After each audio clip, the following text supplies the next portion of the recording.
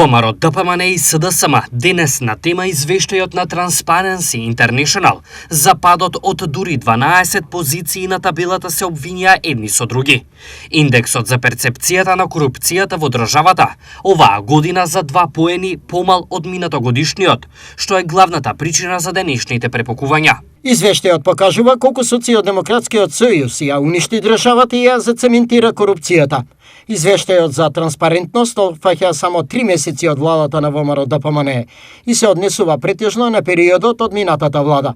ВМРО ДПМН очекува подобрување во периодот што следи. Соопштија од ВМРО ДПМН. Македонија бележи катастрофален пат од 12 места во индексот за корупција за 2024 година, што представува прво назадување на нашата држава од 2019. Додека соседните земји како Албанија и Косово прават сериозни чекори напред, Албанија е 8 места пред нас, а Косово дури 15. Македонија под оваа влада се движи наназад. Изнесоа од СДСМ.